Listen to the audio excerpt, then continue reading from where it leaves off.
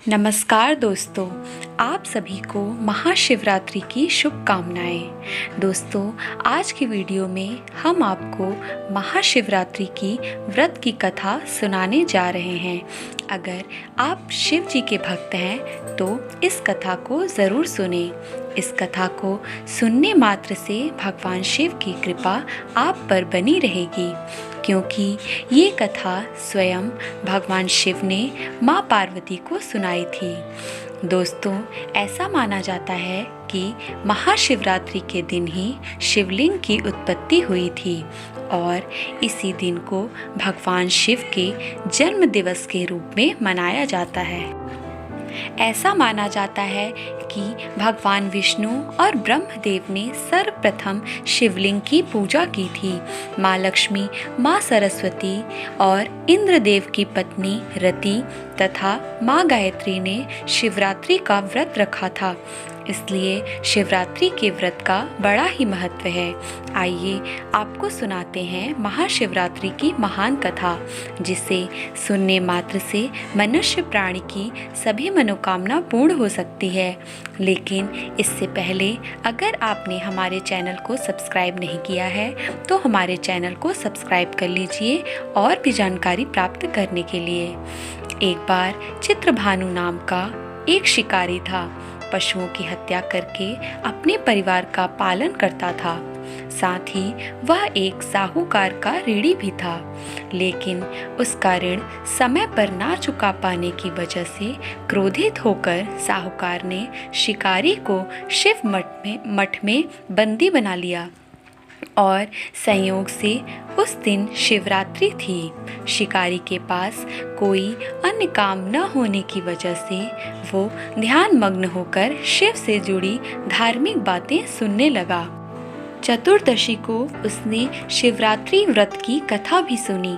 साल होते ही साहूकार ने उसे बंदी गृह से बाहर निकाला और उसने ऋण चुकाने के विषय में बात की। शिकारी ने अगले दिन कर्जा लौटा देने का वचन देकर बंधन से छूट गया। अपनी दिनचर्या की भांति वह जंगल में शिकार के लिए निकला, लेकिन दिन भर बंदी गृह में रहने के कारण भूख प्यास से वह व्याकुल हो गया था। शिकार करने के लिए वह एक तालाब के किनारे बेलपत्र के वृक्ष पर बैठ गया।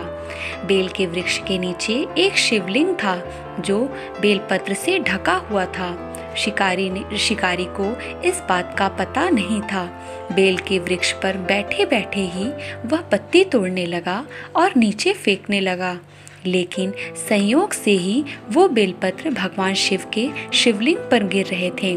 इस प्रकार दिन भर भूखे प्यासे शिकारी का व्रत भी हो गया और शिवलिंग पर बेलपत्र भी चढ़ा दिए। इस प्रकार उसका शिवरात्रि का व्रत भी सफल हो गया। एक रात्रि बीत जाने के बाद गर्भ धारण की हुई हिरणी तालाब पर पानी पीने पहुंची। शिकारी ने धनुष पर तीर चढ़ाकर प्रत्यंचा खींची तो हिरणी बोली, मैं गर्भिणी हूँ, शीघ्र ही प्रसव करूँगी। तुम एक साथ 2 जीवों की हत्या करोगे, जो ठीक नहीं है। मैं बच्चे को जन्म देकर शीघ्र ही तुम्हारे समक्ष प्रस्तुत हो जाऊंगी, तब मुझे मारकर खा लेना। शिकारी ने प्रत्यंचा ढीली कर दी और उस हिरणी को जाने दिया। उसके थोड़ी ही देर बाद और एक हिरणी उधर से निकली। शिकारी के प्रसन्नता का ठिकाना नहीं रहा। समीप आने पर उसने धनुष पर बाण चढ़ाया।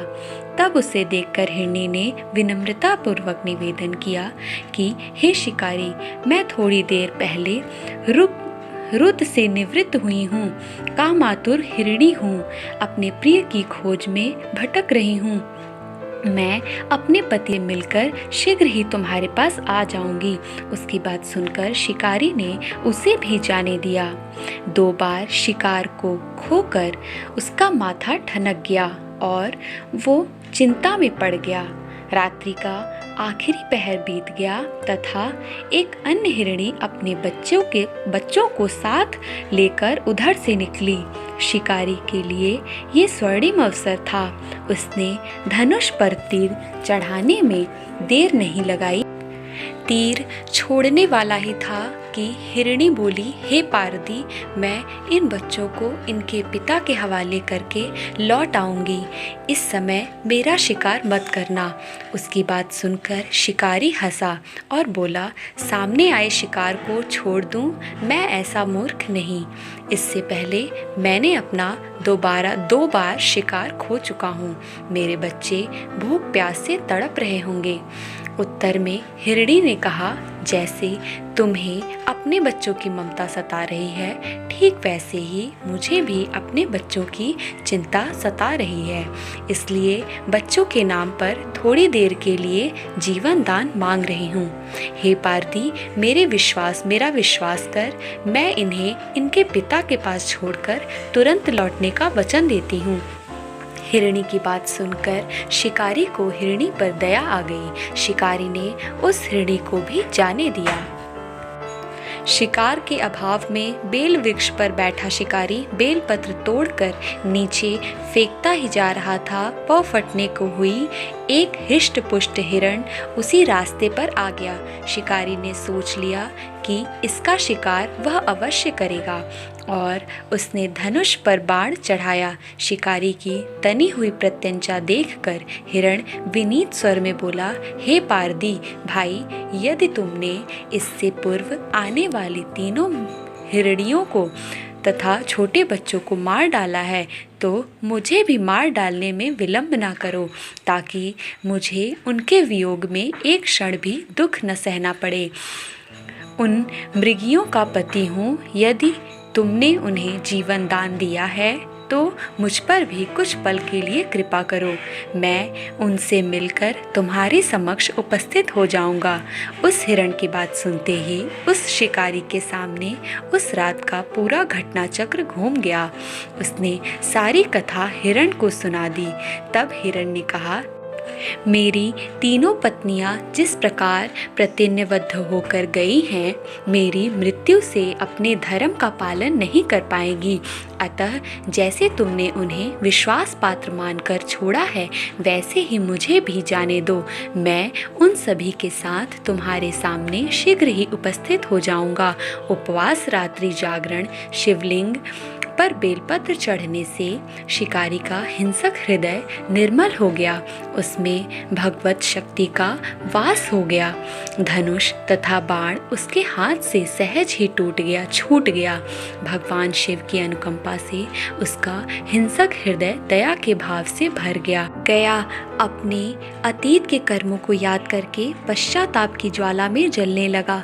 थोड़ी देर बाद वह हिरण सपरिवार शिकारी के सामने उपस्थित हो गया ताकि वह उनका शिकार कर सके।